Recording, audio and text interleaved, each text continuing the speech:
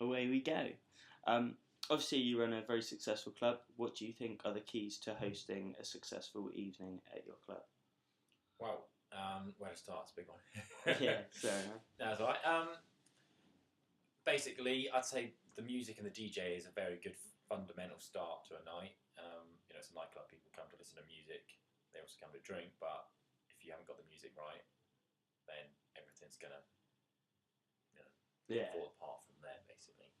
So, getting the music right, deciding what your market is, who you're actually marketing it to, making sure you've got a good DJ, hopefully. And then once you've got the music right, you need good drinks deals because people aren't going to want to come, obviously, if the drinks aren't right. There's so much to it. The list is endless of things that could make a night successful, and the list is endless of things that can make a night unsuccessful, from the state of the toilets to how rude or polite the doorman is on the front door to how same with the cashier. So many different things, but the fundamentals are getting the music right, having good DJs, making sure the drinks prices are acceptable to the target market that you're aiming at. Obviously, district nights you could charge more. Student night, you're going to try and be as cheap as you can in a competitive market. So, drinks and music for a club night, I would say, are the most important. Happy days. Do you have specific methods of PR and your promotions? Yeah, well, the student nights that we run, the Monday night student night that I run it's not affiliated with the student union, so for that reason we've used a lot of ticket reps, basically. So I've got a lot of ticket sellers that sell tickets for the event, and they all work on a commission basis. Okay. So I think we've got about 45 at the moment students that all sell tickets for £1. Every ticket they sell, they make £1. So they're basically like 45 mini promoters of the night, all doing their bit. On top of that, an awful lot of flyering, especially at the start of term, Freshers Week. That was a key point, obviously, for a student night, is to get in there early. Yeah. Hit it hard with as many posters, as many flyers as you possibly could.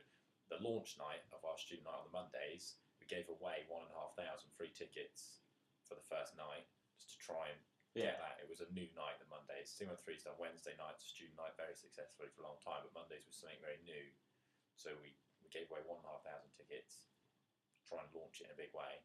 And then from that point onwards, we've used our ticket reps and a lot of flyering, street team flyers, posters, etc., etc. Cool.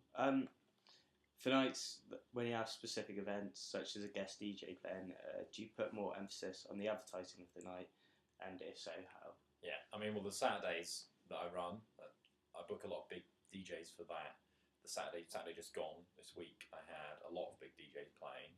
It was a big hardcore event, and that was promoted a lot more. Yeah, whereas the student night, it's every week, and promotion is when we've got about 5 or 6 days to sort of let people know what's happening on that night. The event on Saturday with a lot of big guest DJs, promoted it for 3 months.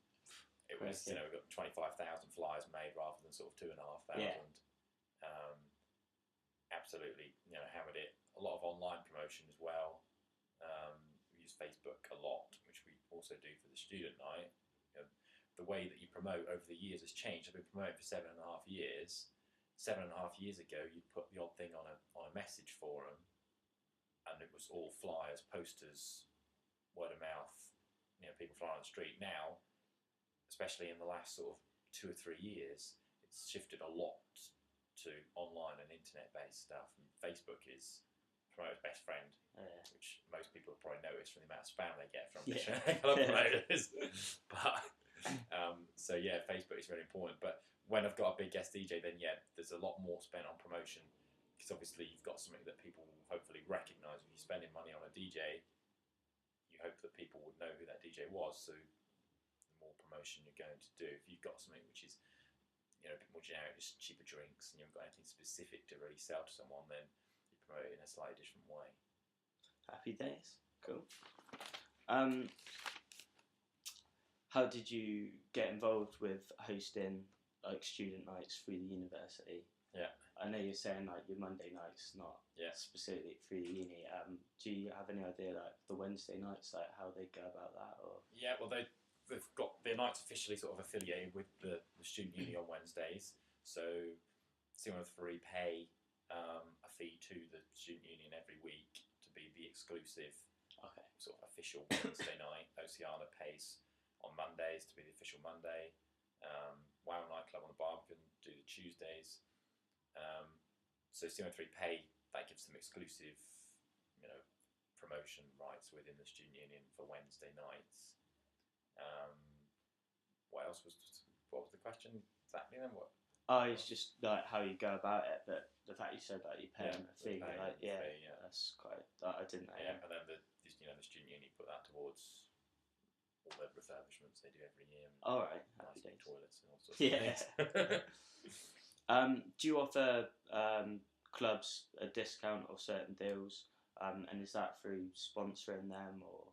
Yeah, I mean we try to. I mean the Mondays have tried to offer as many clubs as possible deals. Yeah. Obviously, it's a good group of people, so try and give them as much incentive as possible. So we'll offer them cheaper drinks, we'll offer them cheaper entry, sort of skip the commission if we'd gone through a ticket seller. Yeah. Give them a better deal.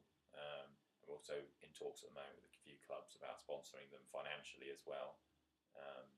And then we'd offer them a sort of set amount every 3 months or so, with a sort of proviso that they bring their socials to the club every twice a month or on a specific sort of basis.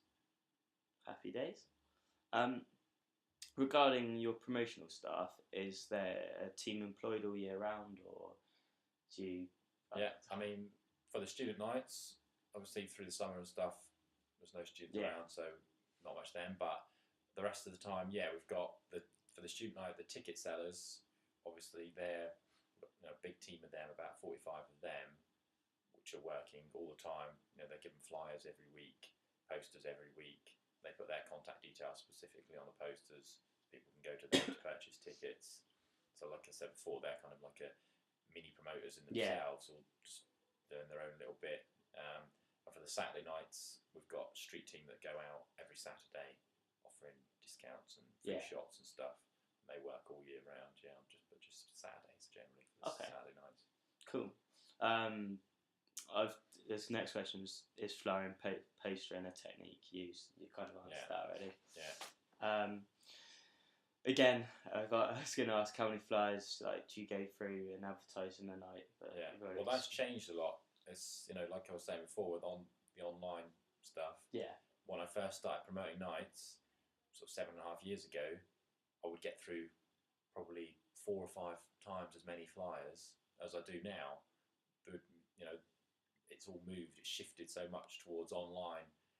I think if something like Facebook disappeared overnight, there'd be countless promoters scratching their head thinking, "Oh my, how on earth do I promote nights again?" Definitely. Oh, happy days. That's it. Pretty much. Thanks very much. Cheers. That's all right.